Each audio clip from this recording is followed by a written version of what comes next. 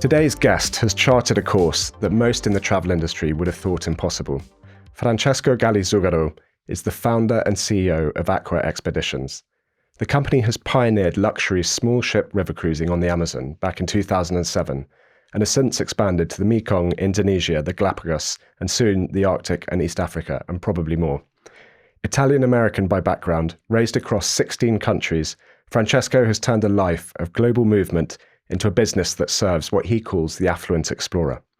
Travellers who seek intimacy, adventure, and the highest level of service in some of the world's most fragile and remote ecosystems.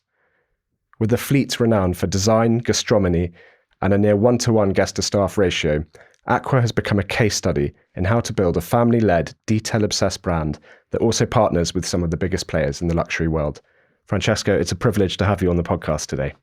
Thank you very much. I'm happy to be here. It's an absolute delight. It's a phenomenal topic, one we love at Matter of Form. I've got to ask an introductory question, which I think might explain how you started Aqua. So you grew up across these 16 countries.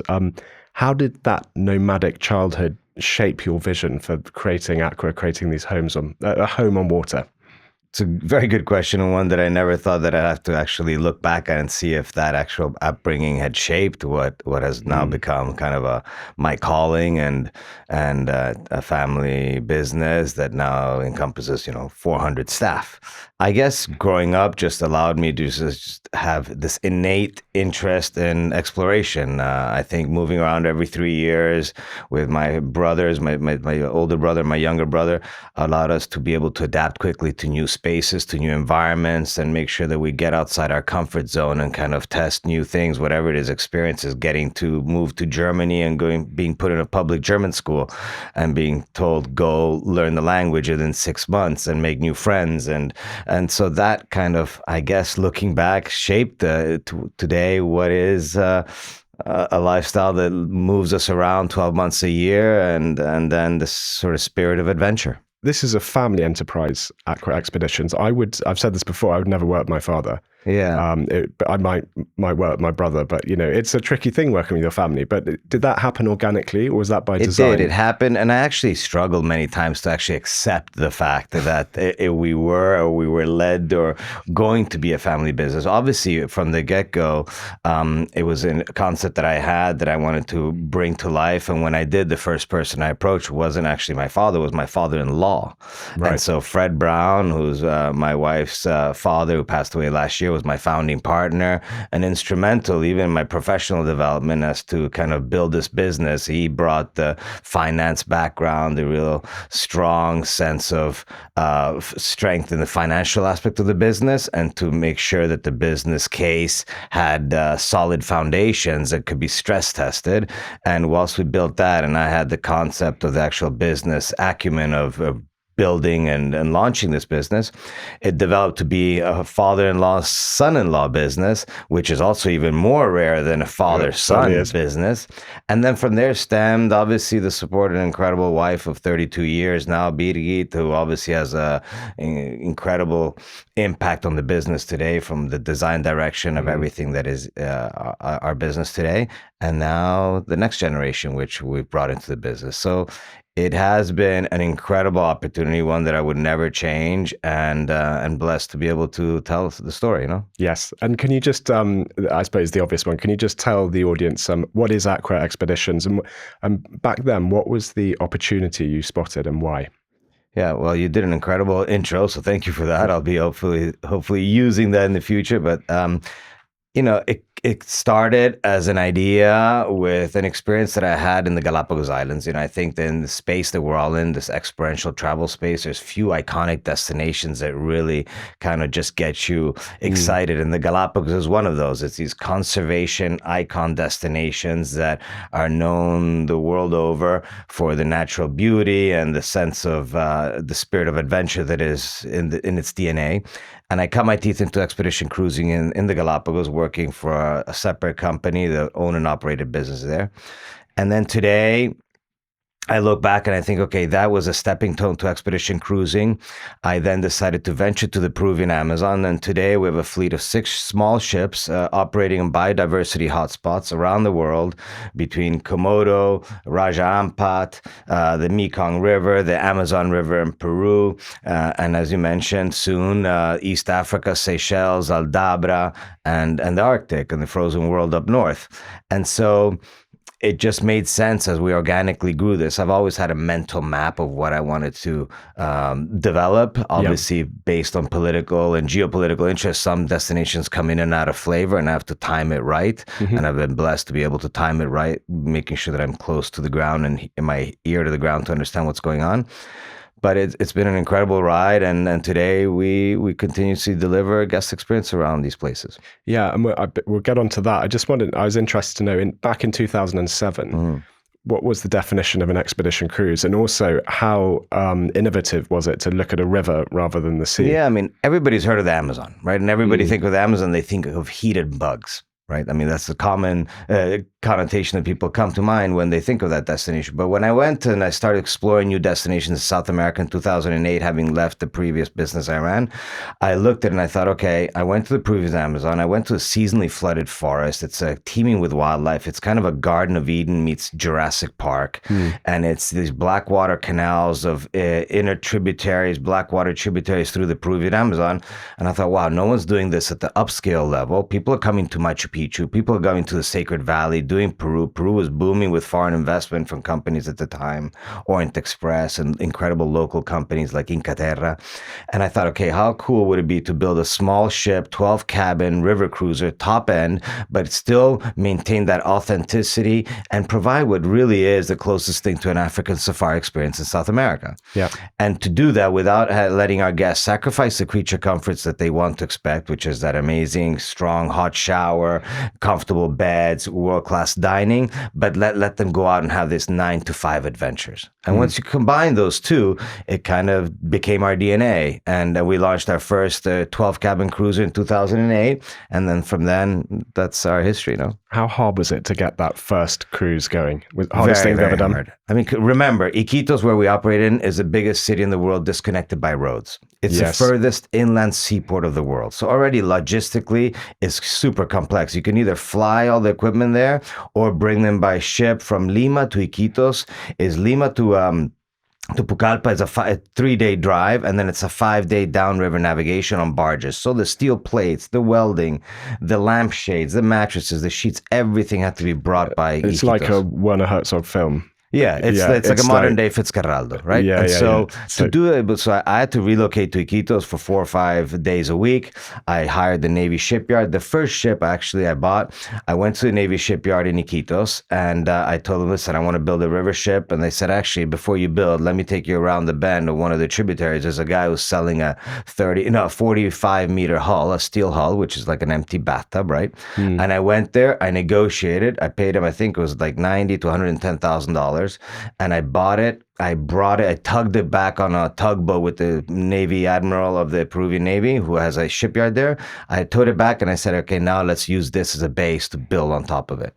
And within 8 months, we had the first guests embarking, and then the rest is history. So it was extremely challenging from a logistical point of view. Yes, and I imagine that's continued now when you're looking at new territories. I mean, the governmental logistical challenges must just be enormous. Yeah, and the financial as well, because we're able to attract the foreign investors or investors of any kind. The first ship we had to self-finance myself and my family with my father-in-law.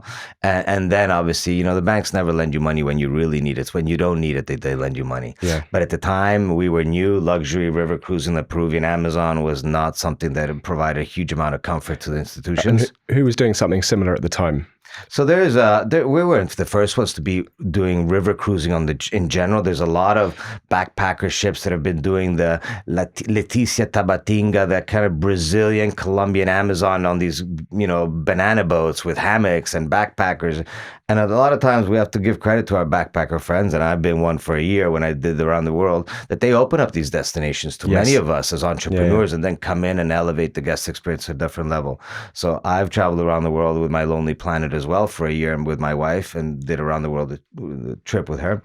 But there were other businesses, but no one that kind of curated something that was authentic with a sense of place, world-class dining, contemporary modern design, and with something that's just unique and exploring deeper hearts of the Amazon, but coming back to an all-suite ship. Yes. And with these ships are small, and this industry on the whole, chases scale. What's beautiful about being small? Now, we know the guest experience on board, of course, but from a business perspective, does it work for you? On one hand, yes, we'll never go above 40 guests. That's Right. kind of our DNA.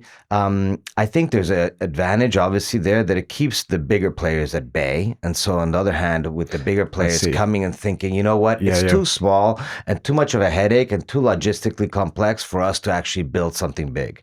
And that's one. Geographically, the river ships need to have, my ships have a 5-foot draft. We can't have deep drafts to go up the upper Amazon in order to explore these blackwater tributaries and these seasonally flooded forests with a big ship with a big draft. So the big ships that do go to the Amazon, they stick to the Brazilian side of the Amazon, which is an inland sea. I mean, there's an island the size of Switzerland between at the mouth of the river, the Amazon. It's a massive, it's 300 kilometers wide, the width of the Amazon at the Brazilian side. But when you get up to the Peruvian Amazon, you're talking 500 to 600 to 800 meters wide, the whole breadth of the Amazon, and then you can get really up there. So we need 5-foot draft to operate all year, and that keeps the competition at bay as far as the bigger players.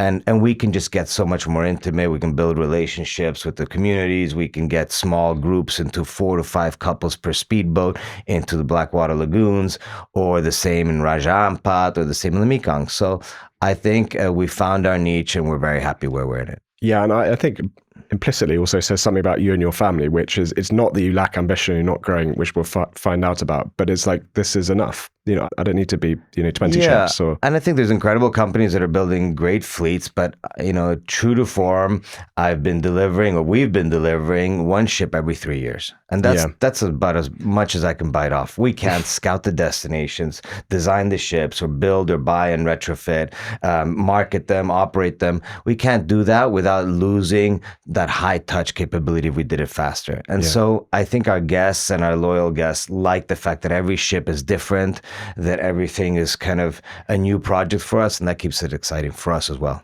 Yeah, and so the obvious point, of course, is that you can micro control the design, the guest experience, the food. Mm-hmm. So who's inputting into that's your wife, it's you, it's the team. It's a collaborative effort. Obviously, I would hate to, tag myself as a micromanager. I obviously empower and have an incredible team, but yes, we're in the business of details. Yeah. Our guests are expecting the details. They can recognize in 2 seconds if someone's curated something genuine and put that book there, that artwork there, that piece of decor there in the cabins. Everything's specifically been sourced or designed or purchased to be placed in a location on our ships. And I think people appreciate that. We want them to feel like they're embarking on a private yacht or a boutique hotel at the end of the day. Yeah. And that element of comfort can only come if we don't lose that high touch. And so today, yes, my wife is involved, just like I am, just like in some cases our interior designers, that we have some external consultants that work with us almost full time basically for us.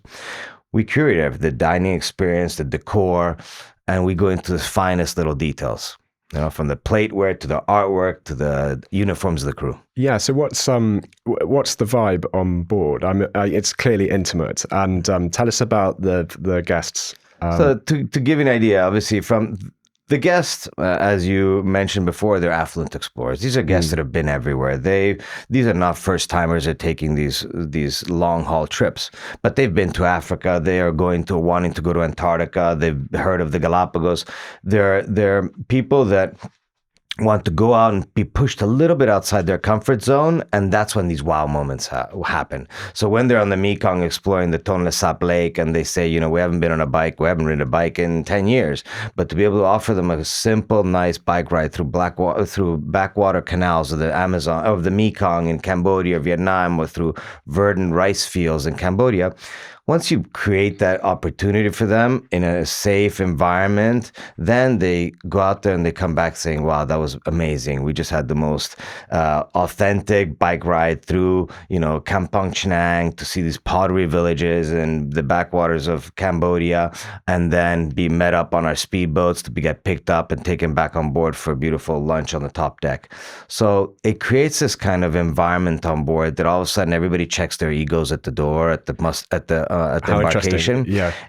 On our yachts, there's a new shoe policy. So whilst the ships look elegant, because we do want them to look elegant and refined, life on board is very relaxed. Yeah. So there isn't that traditional kind of fine dining dinner with jackets on board. People are relaxed on board. Yes, do they change and shower and come back to a happy hour in the top deck bar and look elegant? They do, but in a complete relaxed setting. And that all of a sudden creates this ambiance of people wanting to connect. Yeah. And I think that's the magic that happens beyond the experiences off the ship. Is back on board, you're with a guest demographic that is super interesting. They have stories to share. They're there. They know they booked themselves on a small ship, and so they know they're going to be social. But within 48 hours, everybody's met each other. Everybody's either had a coffee or breakfast or lunch or starting to mingle. And I think that's the magic that we want to happen on board. And of all ages, I assume.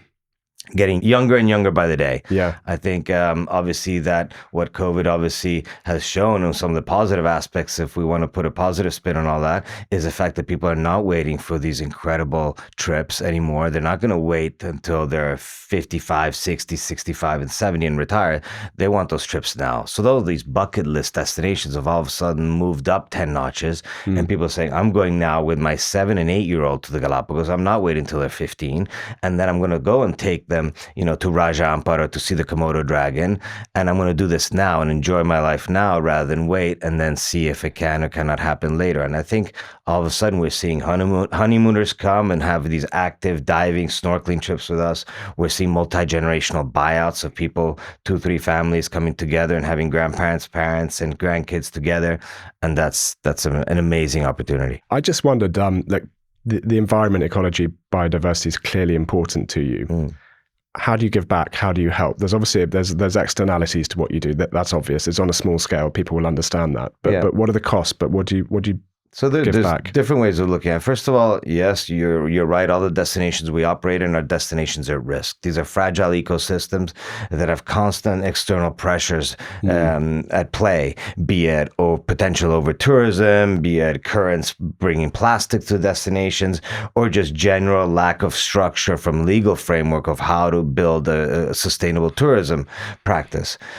So those are all things that I need to look at once we decide to go in. Obviously, our size allows us to have a minimum impact on these destinations. We're talking, we're disembarking 30 guests on 3 small 6.5 meter Zodiacs with a naturalist guide who's from the region. So he's locally trained, locally raised, so has a genuine intent of protecting his backyard. And he's guiding 4 to 5 couples. So very manageable from that aspect, but still we have a role to play.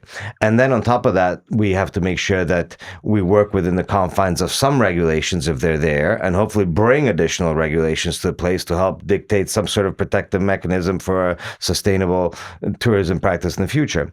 And then we partner with local institutions. We partner with the Manta Trust in Indonesia. We partner with the Charles Darwin Foundation in Galapagos, because at the end of the day, we have a very captive audience on board, and we can curate that conservation story in a soft way, because at the end of the day, they are on holiday, so we can't do a hard sell on anything. But we tell that narrative through the guides, through the local experts, to make sure that they fall in love with the destination, that they tell and act as ambassadors to the destination when they go back home, and that they bring us the right guest as a referral.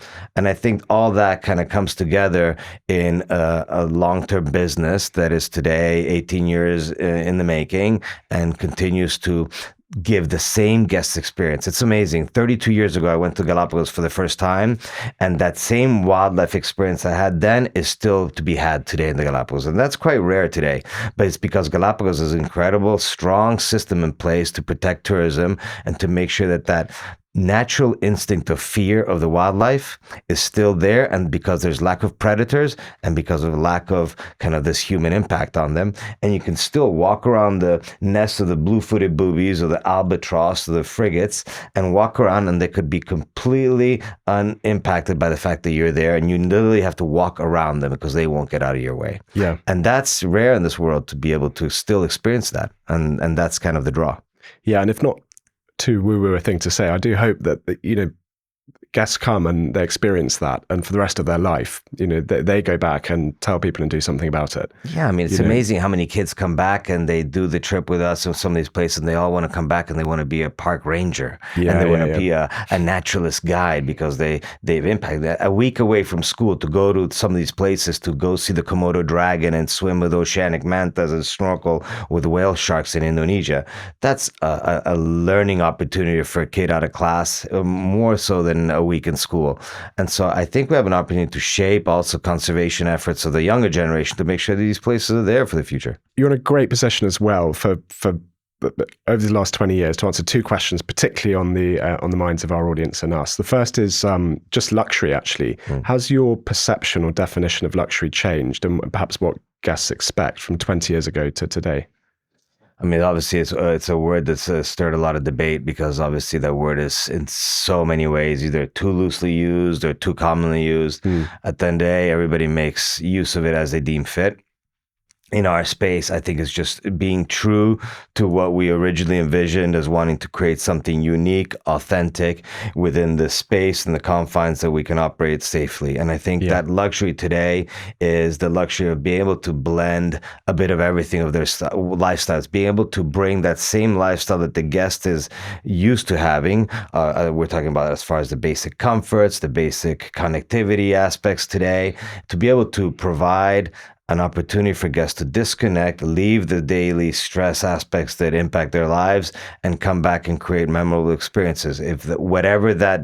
Whatever that definition is for them, if it's the actual asset, the ship itself, it's being in nature, it's having that, sundowner in the middle of the Amazon, surrounded by the noise of the Amazon when we turn off the skiff's engines and just enjoy 2 minutes of peace.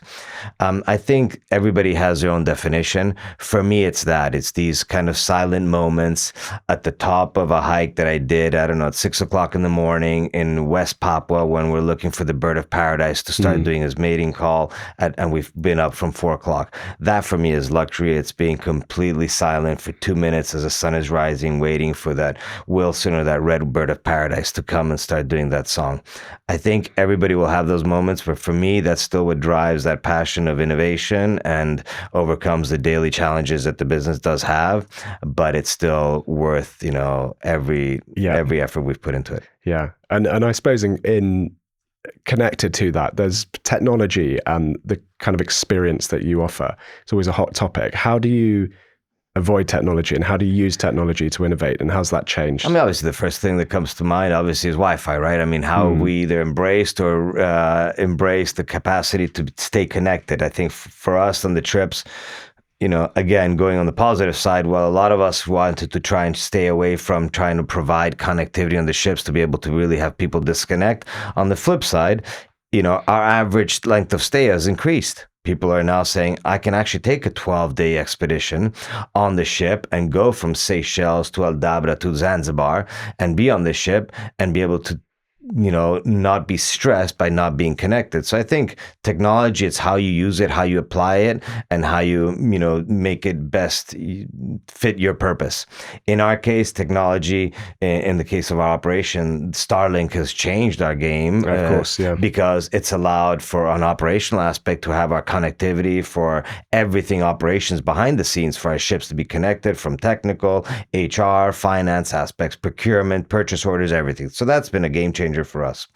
From our guest perspective, like I said, it's allowed people to take these longer journeys and come and be able to mix a lot of what I call business leisure, where people are flying to Singapore and then having their respective partners join them on the weekend and then jumping on our ship in Indonesia. So all this stuff is using technology in our best interest, but it's also allowed us to do a lot more monitoring aspects with our partners on the ground to understand what additional assistance we can give to local communities and be in more in touch as they need support from us. There's different ways.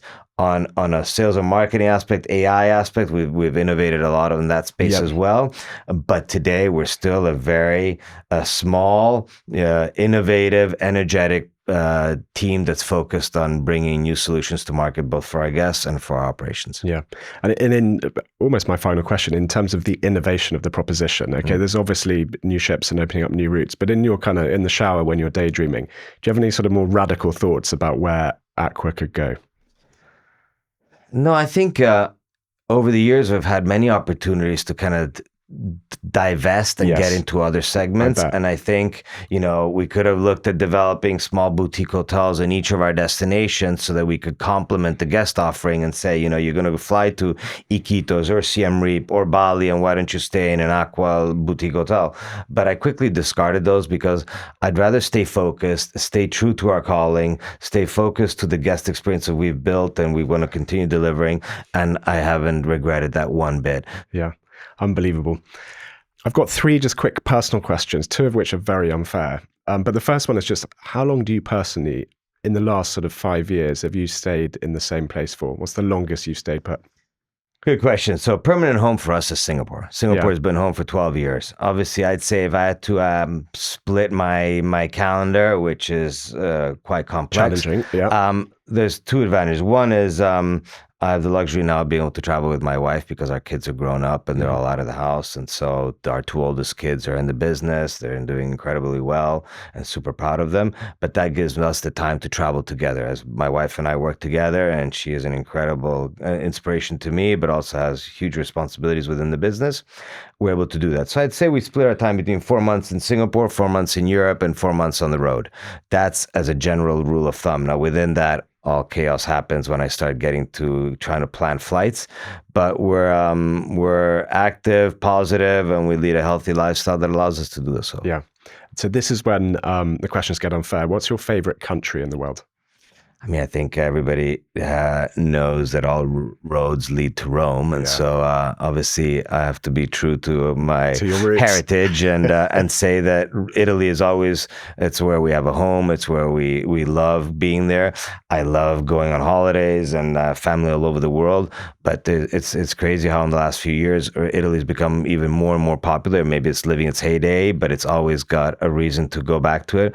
But I think it's just something that I feel will always have a strong foothold as to a calling for me. Yes. And, you're a water-based person quite a lot, but what's your favorite hotel in the world? Ooh, good question. There's incredible innovation in that space. I say that I love outdoor showers. I just love any property that I can just sit and wake up and have. There's 2 things that really I love doing. One is outdoor showers in any savannah safari camp out there. So anything that has an outdoor shower, it's got me hooked, or an early morning jacuzzi, an early morning hot tub. So those are my way to wake up the day. If I can have a property that does that, if it's a Japanese onsen outside Tokyo in Hakone that I love, or it's an African safari camp. And but obviously, I spent the 10 days in Susavle in Namibia. I've done several biking trips in Namibia, solo biking trips crossing basically on the border of Angola all the way to the coast of Skeleton Coast. I keep it simple. Obviously, for work, we go to all the principal cities of the world and we've stayed in all the most beautiful properties. But I think it's just that connection with that open air deck, outdoor showers, outdoor hot tubs, and it could be as simple as possible. But I think anything in sub-Saharan Africa is off the charts for me. We do ask the same 4 questions at the end of each podcast. So I'm going to ask them to you if that's okay. Happily. The first one, I know maybe there's an obvious answer to this, but what would you most like to change about your industry? I have a feeling I know what you're going to say, but I think obviously, I'd like to see a lot more stronger collaboration between public-private partnerships amongst the institutions that we need to work with on the ground. I think the challenge for me, I'm not sure if that's what you expected from me, but I think the challenge for us as we build these businesses is that The local governments we work with are obviously very welcoming when we come and we say we're going to put a small ship I expedition. wasn't expecting this answer. No, great. Yeah. Go ahead. I think the challenge has been, it's already challenging enough to bring new investment to a country, but I think the bureaucracy involved in order to bring new investment to a country, and these countries that have these incredible destinations that need to be brought to light in the right way, I think that's the biggest challenge. I think it's understanding how to find ways to bring investment to countries, but make that road slightly smoother. And this is a shout out to, to anybody and everybody that's involved in that process, because it's a lot of loopholes to get through. I can control the shipyards, I can control the finances, I can control the interior design, the recruitment, the product development. But what I can control is the bureaucratic loopholes that are required in order to get the necessary permits to do this responsibly by abiding by all the regulations. Listen, I like structure. Trust me, the structure for me is good. I welcome it. But to have a clear path to work better with local governments to welcome foreign investment done right. I think that's for me been the biggest challenge. That's what keeps me up at night many times, is making sure that I'm going to be able to deliver on time based on a clear rules of engagement. Yes. Outside of that, in the rest of the space, I think it's just our marketing dollars are small, given that we're a small business, and so we have to be very nimble and very focused on targeted, tactical campaigns to make sure that we are engaging with the right audience, finding that right audience, and growing it and keeping it loyal. And we've developed some great loyalty programs, both for our trade partners and for our guests, that are being rolled out as of a month ago, that are really engaging and bringing those surprise and delight initiatives to our guests to really keep them loyal. Because I think building on that loyalty, there's so much distraction, there's so much noise in the marketplace today. There's a lot of greenwashing still happening regarding who's delivering what and under what pretenses, and we just need to make sure we're top of mind and top of class as well. Yep. The second question is, what most concerns you about the world we're leaving this next generation? I think it's just the speed of the way things are happening. I think that obviously you can probably tell that I'm kind of hyperactive. I'm super energized in what we're doing, but I do need to learn to take a step off the pedal a little bit. Obviously, I need to do it just to enjoy the pleasures of everything we've built, and I'd like to just see things slow down a little bit. I'm culprit of that. I plow through and I apply pressure in order to get to where we need to do, but I also need to listen to the others around me and say, hey, take a step back and breathe a little bit, enjoy the fruits of the labor that we've all done. And I'm starting to do that because I have an incredible team around me, but still that drive is there. And so it's finding that right balance. And I think that's for all of us, for my kids, what messages and what teachings am I giving them of the mindset of how to run a business, of the leadership style, of all of that, and the challenges that come with that, and how to find that personal, professional balance. I think that's what worries me, that you're either going to go one or the other way, and we have to find that balance. And I think I found it. I just think I can do it slightly better. Yeah. So actually, one thing that just strikes me talking to you is that the lessons to your kids or to other people you've given is that I just know that those temptations to take Aqua in other, I'm sure you've had so many offers, or to franchise it or to take it into other things, would have been very, very real. And I think there's a great bit of advice, isn't there, that you spend the first half of your life or your career chasing every opportunity, and that gives you profound happiness and opportunity. And the second half, saying no to almost everything. And what you've done with Aqua, I think, is so impressive, is kept it in that, forgive the pun, but that narrow channel, and become supreme experts in one thing. And so when you do go to East Africa, it is just magnificent. You're probably the only people who can do it like that.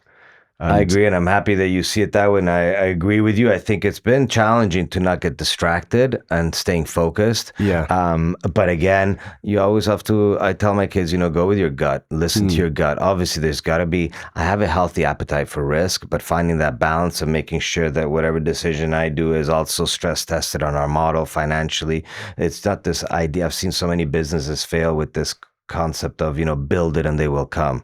It's not really that easy. This Yeah. idea of, I've got a beautiful farm, or I've got a beautiful ranch in Patagonia, and I'm just going to turn my 12 rooms into a boutique hotel. Well, it takes a lot more than that to build a brand, to build a guest experience that's curated, and to make it professional. And so I've hopefully instilled upon that to my kids and to everybody that there's got to be a business acumen just as much as the inspiration that's drawing, but finding the balance between the two that obviously then attracts that investor or attracts that support, because it's a challenge out there to build a brand. And I think that's the biggest thing is over 18 years, we've built a brand. We're by no means a household brand, but we're at least within our space. Yeah. We've got our demographic, we've got our niche, we've got our 40,000 past guests that are loyal to Aqua and traveling with us more than once a year, which is amazing. But then the pressure comes as well. It's like, I got to keep delivering. And I get on board the ship and people are like, okay, what next? And yes, I've got my map. It's all planned out. I've got it up my sleeve, and I'm continue delivering a ship every 3 years. Now, will that mean that I'll double the fleet in the next 20 years? But we're not going to go from, 6 ships to 50 ships ever. We'll never be that brand. And that's okay. I'm comfortable with that. I'm happy with a few more ships and then see where the business goes. But I think we just have to be true to that. No? Yeah. And we've established you're highly hyperactive, but if you had to give up your job tomorrow and you're not allowed to do this, what would you do? I think I'd probably take a step back from an operational role. I think that I still want that creativity. I still want that. I've now built relationship with incredible partners around the world that I don't want to lose. If I ever do decide to take a step aside or take a step back, however you want to call it. But I think mentally we all need to be engaged in whatever capacity, and physically, obviously, the travel does wear on you. But as long as you find that balance of a healthy lifestyle, you can do it in a sustainable way. I see myself as maybe having a slightly stronger grounding and maybe not as much travel focus, but then again, who knows? Maybe that's just wishful thinking. So I don't know. I've been so focused on building what we have in front of us that I haven't taken the time to really sit back. I've started dabbling a little bit with my wife of what we would do. Would we go into a bit more real estate kind of residential, because we can bring some element of that with some of our guest experiences and our dining to a slightly more curated real estate development projects with luxury lifestyle living. I don't know. There's a lot of ideas out there. I want to pave a path for careers for our kids. Our oldest two are in the business. My son Massimo is obviously running point with our operations team on the new refit in Aqualares. My daughter's global head of reservations and done incredibly well for herself. They're both amazingly proud of them. My youngest daughter, Alessia, is in Tufts in university, about to graduate this year and finding her career in biotech. And so I want to make sure that they've got a clear path for the future, or at least have the same supports I had, which they're getting. And then sit back and kind of just enjoy the views in Italy. No? Yeah, doesn't sound like you're stopping anytime soon. No. and to that, the very final question, this could be work or personal, but what's the most exciting thing for you in the next 5 years? Next 5 years, God, my window right now is pretty much looking at the next, 5 months. 5 years, a lot happening, obviously, with the launch of our East Africa, with the launch of our Arctic, with a few growth plans that we have already up our sleeve and working on for the next 24 months. Obviously, I like to keep our audience kind of expecting, and so they should expect good stuff from us always. I think just enjoy the benefits of what we've built. I have an incredible new partnership with Ponant Explorations Group. I think it's comforting. That was a big decision for me when I went to market and actually went out to run a process. Actually, can you talk about that? Sorry, I've missed that. It's a huge topic. No, happy to share it because it is part of my future. And so when you asked 5 years, for me, 5 years is now, 8 months into a new partnership. And, over the years as a businessman, you try to ensure that you have constant access to capital. I mean, mean, these businesses need capital to grow. We're a highly asset-heavy business. And so when I went in and out of private equity over the last 15 years successfully with great partners in small, mid-sized, larger funds, when I went to market a year ago and I said, okay, I'm going to run a professional process, hire an investment bank, went out to market, had a competitive process, and pretty much made probably the second biggest and most important decision of my life after asking my wife to marry me was who is going to be my, long-term partner. Yeah. And that's a hard decision to make. But when you go back to the drawing board and you check your gut, you check the business opportunity, and you do all your soul searching, I settled on what is an incredible company. But at the end of the day, the core are they're entrepreneurial investors. The group behind Ponant is Artemis. It's a family-run business. They're entrepreneur investors, and they valued and respected and cherished what we built over the years. And for those who don't know them, that's the family is? The family is a Pinot family, and they are the brands and the owners behind the luxury group of Kering and incredible brands around the world in that space, from F&B to fashion and so forth, and art and everything. But within that, they've got a group, and they've invested and owned the Ponant Explorations Group, which is an incredible expedition cruise company that has the most modern fleet of, the most modern icebreaker ship out there, the Commandant Charcot. They've got an incredible reputation in that high-end space of below 200 guests. But within that, I saw that we saw eye to eye, from values to core competencies to the vision of developing this business in the future. And when we agreed to go into business together, and they became my largest shareholder. And that's been 8 months in the making, and it's been a very organic, pleasant experience, because you never know. I mean, it could have been amazingly fruitful, but I think that it has proven to be a match made in heaven. I'm super happy. I'm super happy for my team. I'm super happy for us and what the future holds. So today we're starting to see synergies, many not commonly seen to the public eye, because there's operational, technical, HR synergies that are coming to light behind the scenes, and then commercial opportunities as well that we're going to benchmark and use to guide both our visions. And I'm excited about that. I'm excited about what that's going to bring to the market. I think people can rest easy that Aqua is going to stay Aqua. Aqua is going to have its main identity, and Ponant will have its main identities, but you're going to see opportunities come to life for both of us, so we're going to jump on them. Yeah. Francesco, thank you so much. And what an overview of Expedition Cruises and what you've created at Aqua. And good luck to you for the next stages of it. Thank you very much. Thank you. It's been a pleasure to share my story, and thank you for the opportunity. Pleasure.